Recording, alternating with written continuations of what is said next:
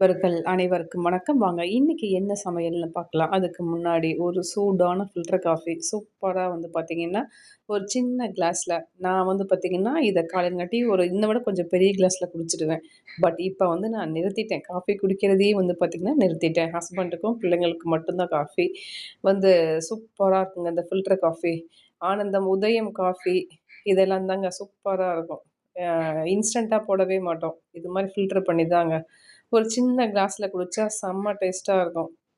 இன்றைய நாள் வந்து இப்படிதாங்க காஃபியோட துவங்குது. பட் நான் நிறுத்திட்டேன். காஃபி குடிக்கிறதையே வந்து நிறுத்திட்டேன் நானு. இது பார்த்தீங்கன்னா, இன்னைக்கு ஸ்கூலுக்கு லஞ்ச் என்னன்னு பார்த்தீங்கன்னா, தேங்காய் பால் குஸ்கா செய்ய போறேன். ஆயில் ஊத்தியாச்சு.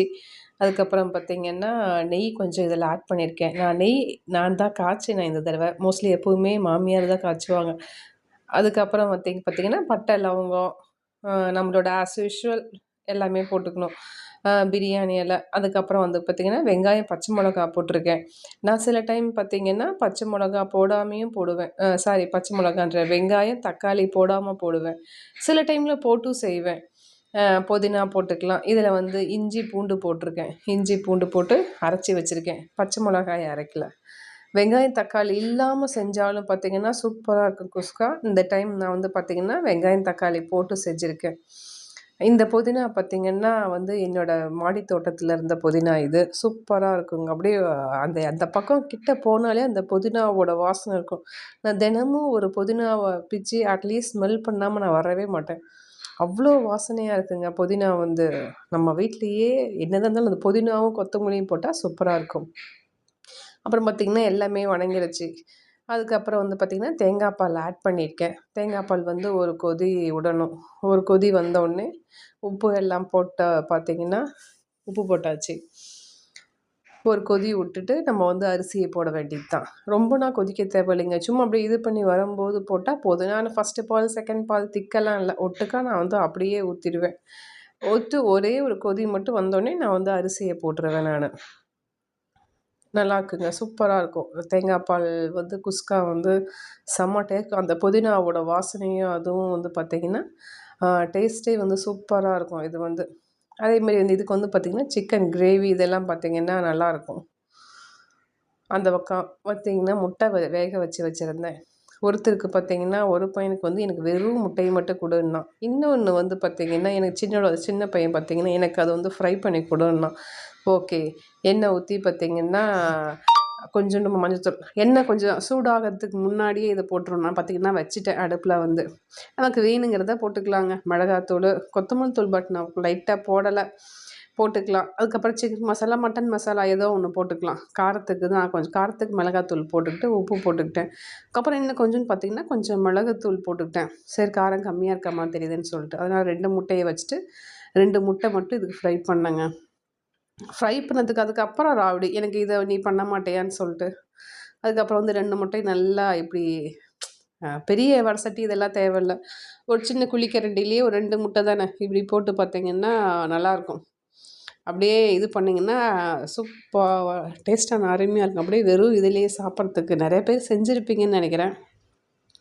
நான் அடிக்கடி இது வந்து பார்த்திங்கன்னா நான் செய்வேன். இது குஸ்கா வந்து பார்த்திங்கன்னா தண்ணி எல்லாம் இதாகிடுச்சு. மூடி போட்டு ஒரு 10 நிமிஷம் அப்படியே சிம்மில் விட்டுற வேண்டியது தான். குஸ்கா ரெடி ஆகிடும்.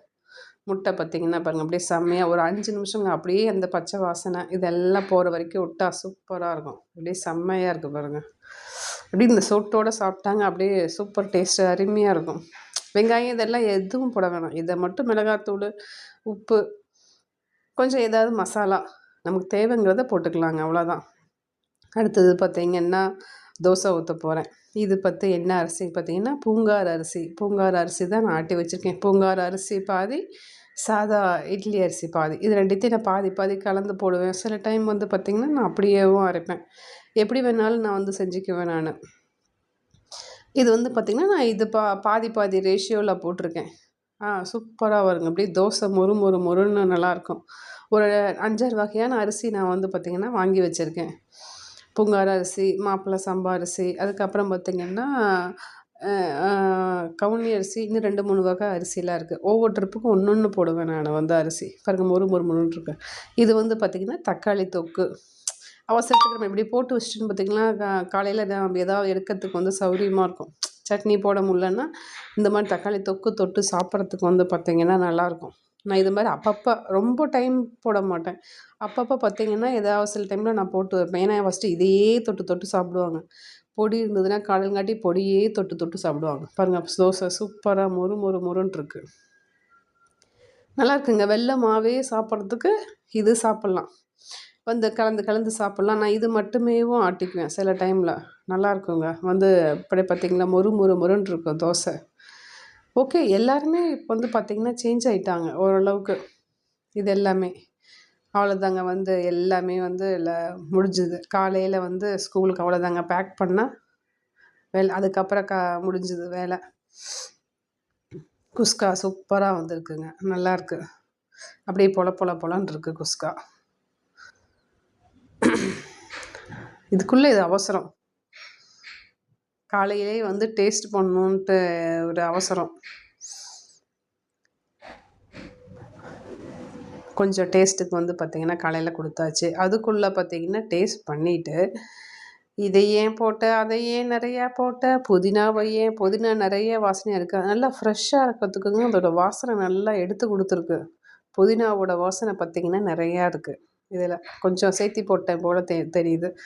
அதுக்கப்புறம் வந்து எனக்கு வந்து ஸ்கூலுக்கு வந்து இது இல்லாமல் போடு, புதினாவெல்லாம் பொறுக்கி வைக்கணும், பச்சை மிளகாய் எல்லாம் எடுத்துடணுங்க. எதுவும் இல்லாமல் அப்படியே ப்ளைனாக அவங்களுக்கு வந்து போட்டு தரணும் ஸ்கூலுக்கு. அப்படியே நோவாமல் சாப்பிடுவாங்க. எதுவும் இருக்கக்கூடாது. தக்காளி ஒன்று இருக்கக்கூடாது. இதுக்கெல்லாம் மோஸ்ட்லி நான் தக்காளியே போடுறதில்லைங்க. தக்காளி வெங்காயமே போடுறதில்ல. வெங்காயத்தை போடாத, தக்காளியை போடாதங்கிறது. இல்லாமல் போடுறது. எல்லாத்தையுமே பொறுக்கி வச்சு தந்துடணும். இதுக்கு வந்து பார்த்திங்கன்னா முட்டையை வச்சாச்சு. ஹாஃப் முட்டையை காலையிலே சாப்பிட்டாச்சு. நல்லா சூப்பராக முறு முறு முறுன்னு எல்லாம் வந்து லஞ்சு பாக்ஸை பேக் பண்ணுறதுக்கே வந்துங்க பெரிய தலைவலி. அப்பா சாமி, எப்படியோ ஒன்று தூக்கிட்டு போங்கன்னு அமுச்சு விட்டாச்சு. அதுக்கப்புறம் பார்த்திங்கன்னா இவங்களுக்கெல்லாம் குஸ்காவுக்கு பார்த்திங்கன்னா முட்டையை வச்சு கொடுத்தாச்சு. அடுத்தது ஹஸ்பண்டுக்கு பார்த்திங்கன்னா எனக்கு முட்டை வேணாம், வந்து முட்டையும் வேணும், ப்ளஸ் வந்து குருமா வேணுமா. அதுக்கு வந்து பார்த்திங்கன்னா குஸ்காவுக்கு இந்த குஸ்காலாம் செஞ்சால் எனக்கு வந்து விக்கிக்கும். அதனால் வந்து எப்படி இருந்தாலும் கொஞ்சம் தேங்காய் பால் குஸ்கா கொஞ்சம் அப்படியே ட்ரை ஆகிற மாதிரி தாங்க இருக்கும். கொஞ்சம் இதாகிடும். அதுக்கப்புறம் பார்த்திங்கன்னா நான் வந்து குருமா வச்சுருக்கேன். ஆயில் ஊற்றிருக்கேன். பட்டை லவங்கம் போட்டு வெங்காயம் போட்டிருக்கேன். அவ்வளோதாங்க. என்ன வெங்காயம் கொஞ்சம் நல்லா வதங்கின வெட்டி, அதுக்கப்புறம் வந்து இஞ்சி பூண்டு பச்சை மிளகாய் 3ம் அரைச்சி ஊற்றணும். அவ்வளோதாங்க. இது 3ம் வந்து வெங்காயம் வதங்கின உடனே பச்சை மிளகாய் இஞ்சி பூண்டு அரைச்சி ஊற்றிருக்கேன். அந்த பக்கம் பார்த்திங்கன்னா ரசம், வெறும் சாதம் கொஞ்சோண்டு வச்சுருக்கேன், ரசம் வச்சுருக்கேன். இஞ்சி பூண்டு அந்த பச்சை வாசனை போகிற வரைக்குங்க ஒரு 5 நிமிஷம் நல்லா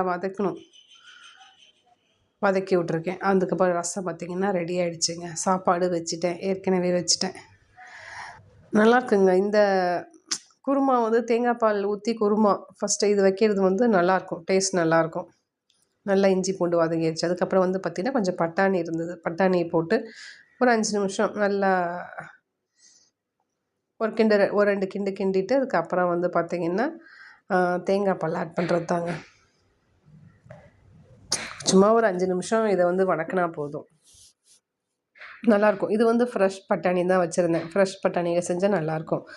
ஃபஸ்ட்டு இப்போ ஆட் பண்ணுறது பார்த்திங்கன்னா செகண்ட் பால். 2வது கொஞ்சம் தண்ணியாட்ட கொஞ்சம் பாலெல்லாம் எடுத்து வச்சுருக்கேன். கொஞ்சம் ஒரு 5 நிமிஷம் கொதிக்கணும் இல்லை இது, அதனால். இதுக்கப்புறம் பார்த்திங்கன்னா தக்காளி ஒரு கொஞ்சமாக தக்காளி போடணும். ஃபஸ்ட்டே தக்காளியை போட்டு வதக்கக்கூடாதுங்க. இது இப்படி தான் போடணும். அதுக்கப்புறம் பார்த்திங்கன்னா வேக வச்ச உருளைக்கிழங்க போடுறோம். உருளைக்கிழங்க போட்டுட்டு ஒரு 5 நிமிஷம் கொதி வந்து வெயிட்டி, அதுக்கப்புறம் வந்து பார்த்திங்கன்னா எடுத்த பால் நல்லா கெட்டியான தேங்காய் பால் ஊற்றி ஒரு 5 நிமிஷம் கொதிச்சதுன்னா போதும். அந்த உருளைக்கிழங்கு வேக வச்சது தான், பச்சை வாசனை போதுன்னா போதும். அதுக்கப்புறம் பார்த்திங்கன்னா கொஞ்சம் கரம் மசாலா ஆட் பண்ணணும். நல்லாயிருக்கும் டேஸ்ட்டு. கரம் மசாலா ஆட் பண்ணால் நல்லாயிருக்கும். ஓகேங்க, நீங்களும் இதே மாதிரி சமைச்சு பாருங்கள். பிடிச்சிருந்தா லைக் பண்ணுங்கள், ஷேர் பண்ணுங்கள்.